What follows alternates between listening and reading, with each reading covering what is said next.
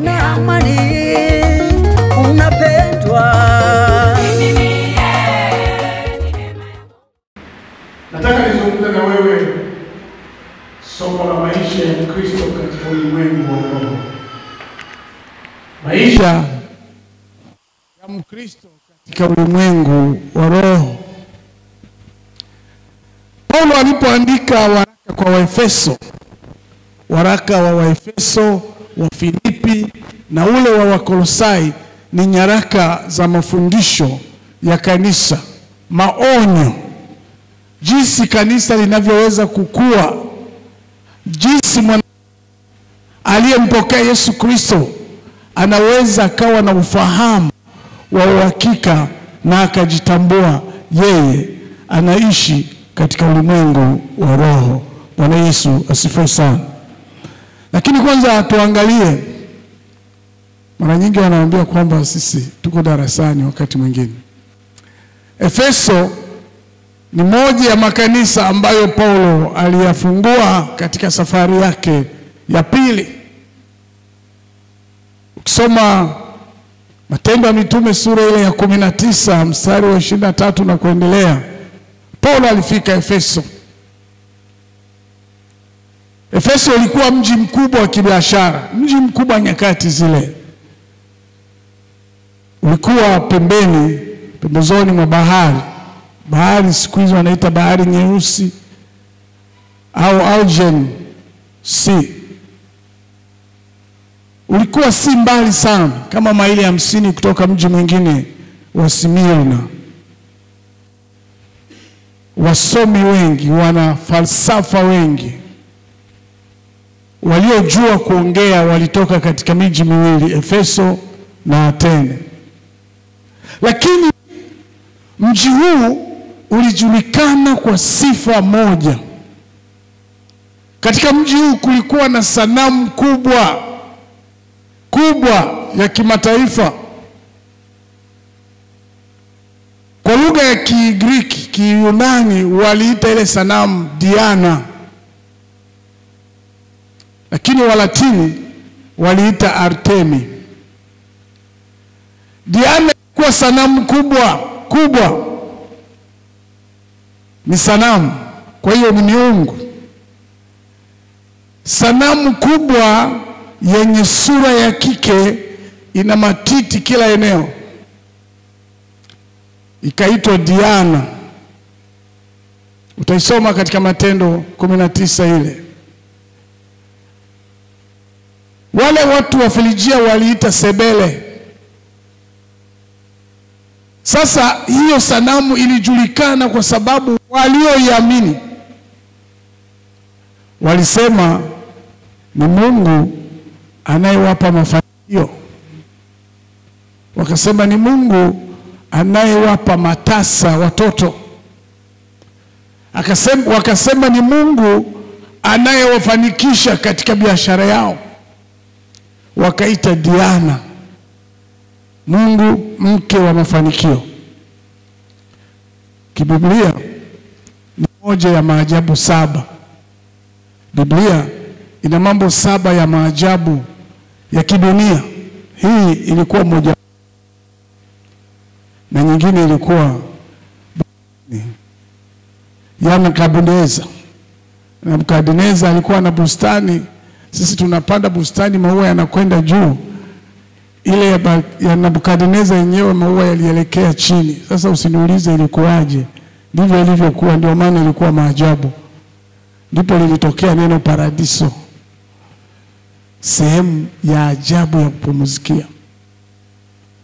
Sasa katika mji huu Paulo alipohubiri, wa Kristo walikuwepo, lakini nguvu ya kishetani ya sanamu hii ilisababisha watu kutoka katika mataifa waje katika mji wa Efeso, mpaka Efeso ikaitwa mji wa kutamanika kwa sababu ya sanamu hii.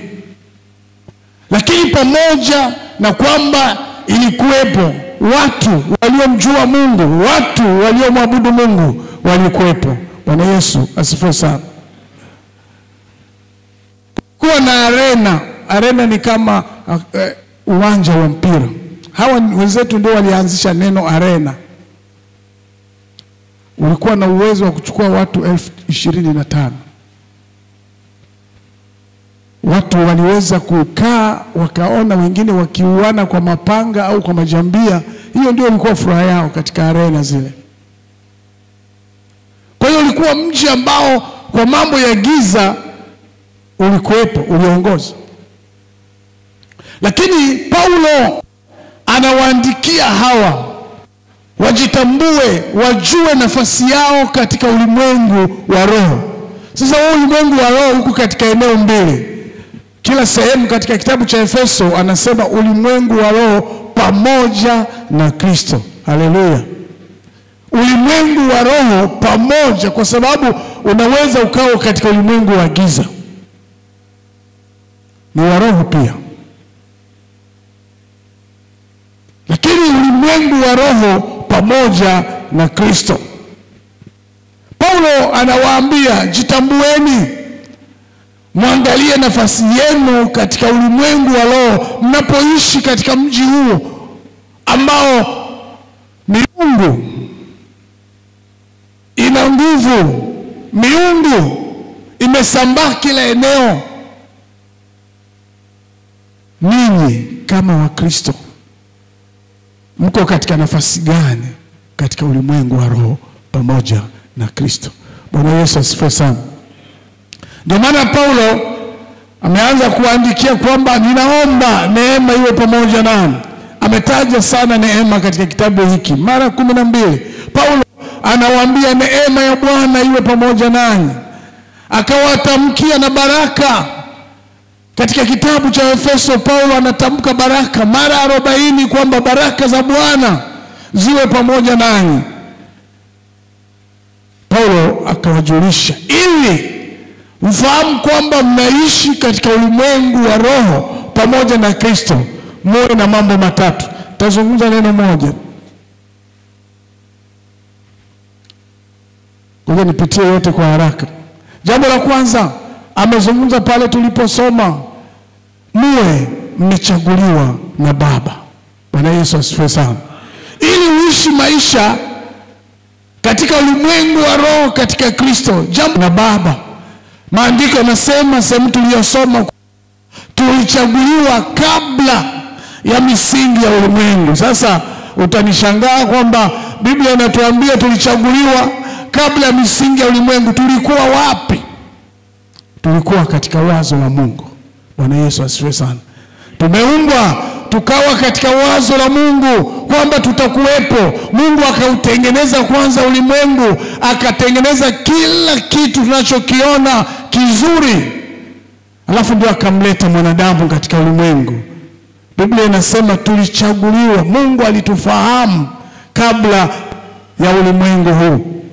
Kwa hiyo anasema ili tuishi katika ulimwengu wa roho pamoja na Kristo, tujitambue kwamba tumechaguliwa na Bwana kabla ya misingi ya ulimwengu, ili tuwe watakatifu, watu wasio na hatia mbele za Bwana, ili tufanywe wana wa Mungu. Bwana Yesu asifiwe sana. Jambo la pili, tuwe na uhakika kwamba tumekombolewa na Kristo. Tumechaguliwa na Mungu, tumekombolewa na Kristo. Ukombozi ni wa damu ya Yesu Kristo.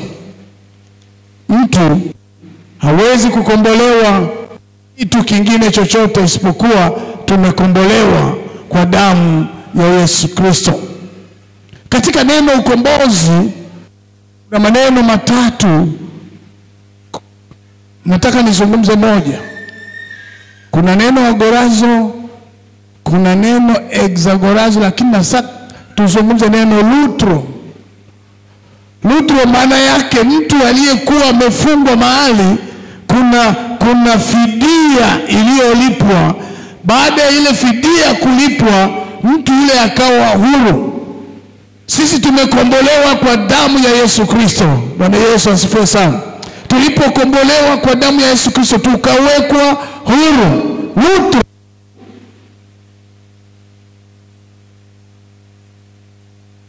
Lakini jambo ninalotaka nizungumze mchana wa leo.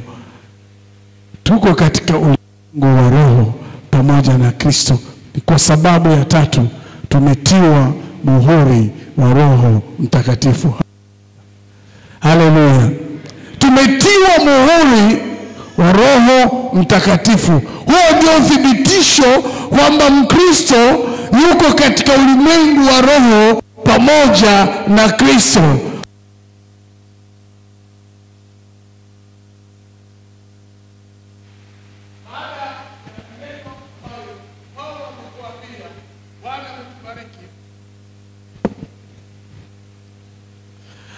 Bwana ametubariki, Bwana ametuchagua, Bwana sisi ameturidhia tuwe wanae, ametupa neema, ametukomboa, ametupa hekima, ametujulisha mapenzi ya Mungu katika maisha yetu.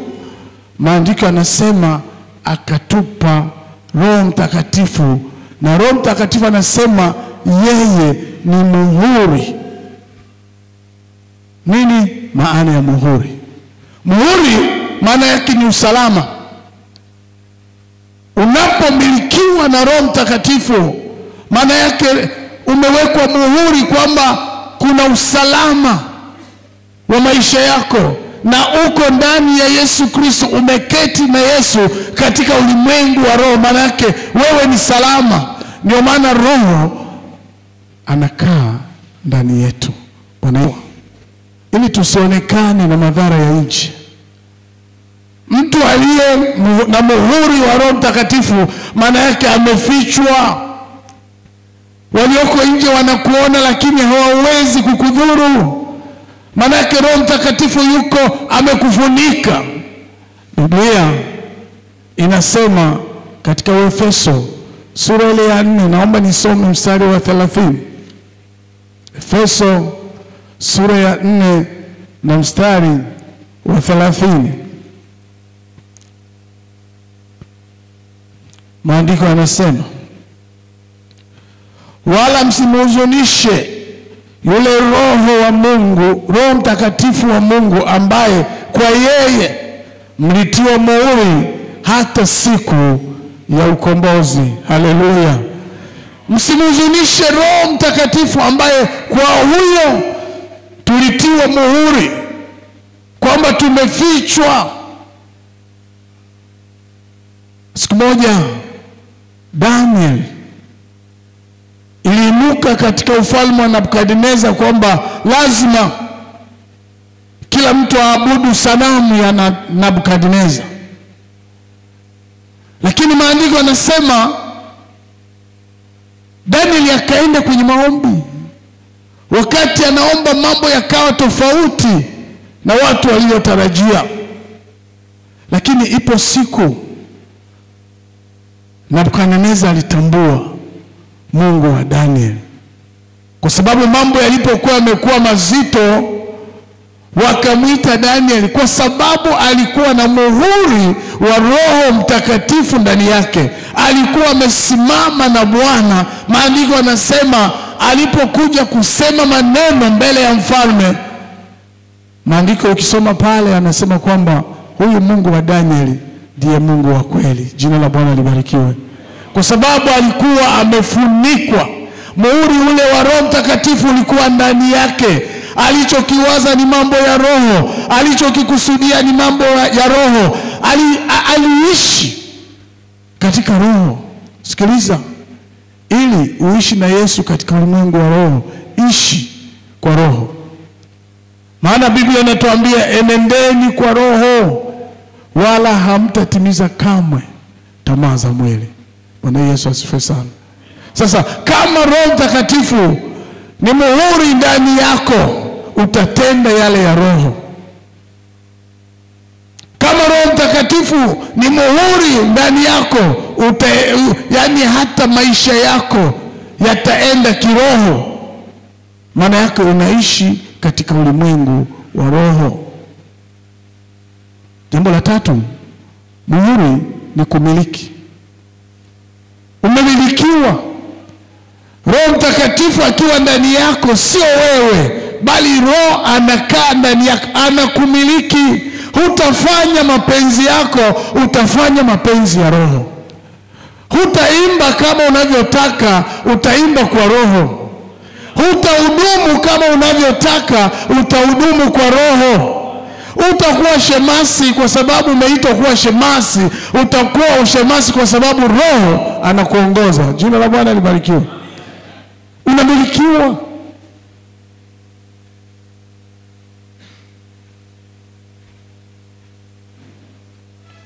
Na ukithibitishwa na Roho, yapo mambo ambayo sisi tutayaona. Maandiko yanasema yapo mambo yanayoitwa tunda la Roho. Kwa sababu kama Roho yumo ndani yako, lazima matunda tuyaone. Sura ile ya 5. Kama kweli umemilikiwa na Roho Mtakatifu Kristo, haya ndio yale ambayo watu watayaona yanabubujika kutoka kwako: upendo, furaha, amani pamoja nao.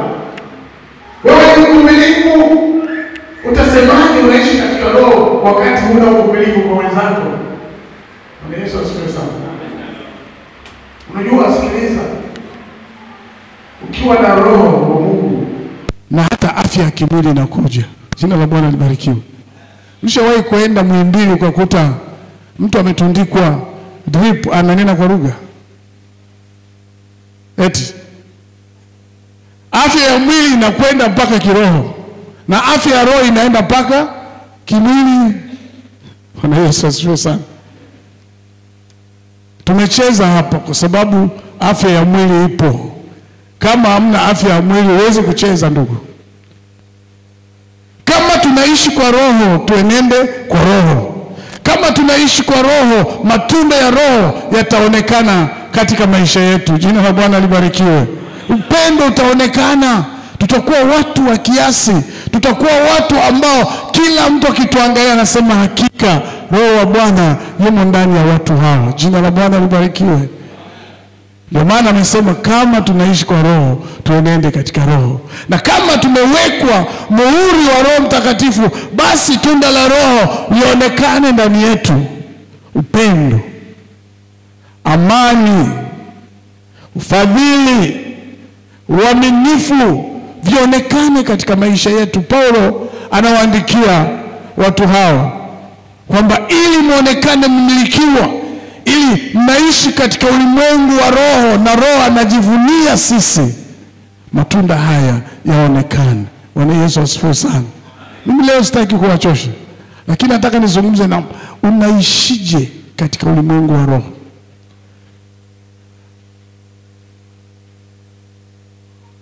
Unapokuwa kanisani, uko mahali hapa, unaamini kwamba unaishi katika ulimwengu wa Roho pamoja na Kristo?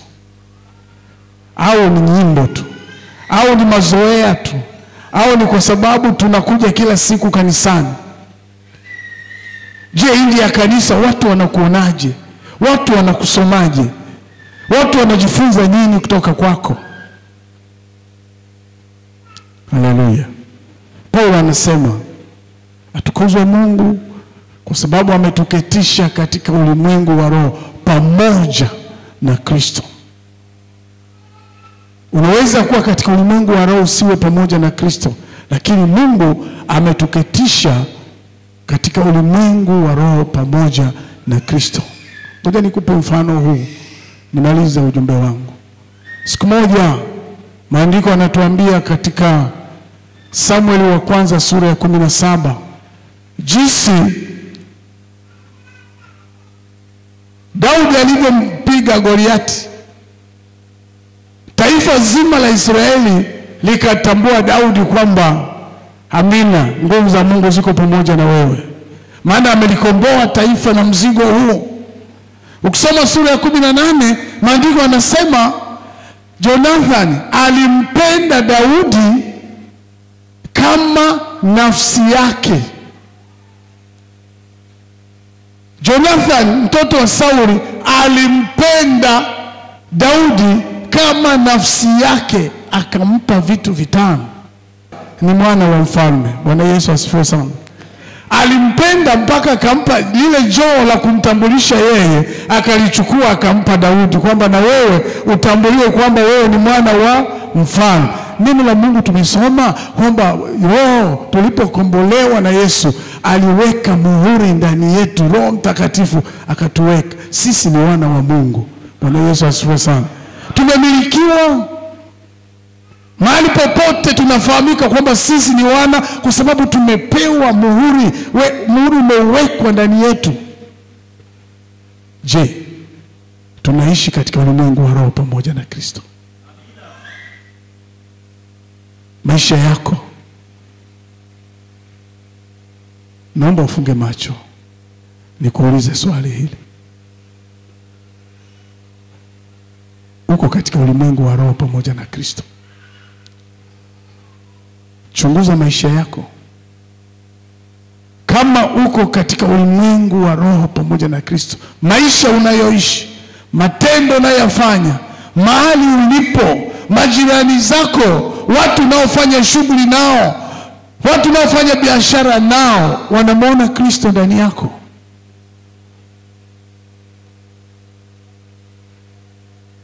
Wakati mwingine wanatuambia huyu naye ni Mkristo, huyu naye ni mlokole, huyu naye ameokoka. Maana wanakufahamu, wanakujua. Lakini Paulo anatuambia hapa, tumewekwa muhuri. Na muhuri unatutambulisha kwamba sisi tuko katika ulimwengu wa roho pamoja na Kristo. Uko katika ulimwengu gani? Mungu atubariki sana. Amen.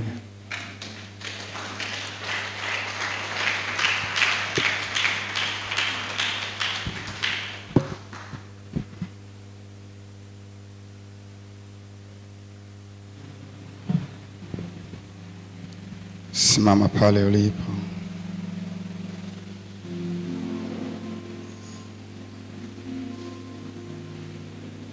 Ni wakati wa kulipokea neno hili. Roho Mtakatifu anasema huyu Bwana alituchagua kabla ya kuumbwa misingi ya ulimwengu, naye alitubariki kwa baraka zote katika ulimwengu wa roho pamoja na Kristo, katika ulimwengu wa roho ndani ya Kristo. Nataka uende mbele za Bwana, mwambie ninakushukuru kwa kuwa nilikuwa katika mawazo yako wakati ulimwengu huu ukiumbwa, kwa kuwa nimepata neema ya kuitwa mwana wako, nimechaguliwa nawe, na leo nimetambua ya kwamba ulinibariki. Sio utanibariki, ulinibariki. Tena katika baraka zote ziko zimeandikwa, zimenenwa, zimehakikishwa katika ulimwengu wa roho. Mwambie Bwana, ninahitaji udhihirisho katika ulimwengu wa mwili.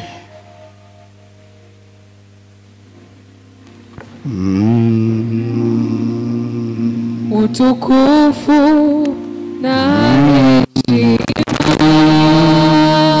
heshima vyote ni vyako wewe. Atatukuzwa yeye milele. Wastahili Yesu. Wastahili. Wale ambao hawako katika ulimwengu wa roho pamoja na Kristo uliacha hawawezi. Hakuna amani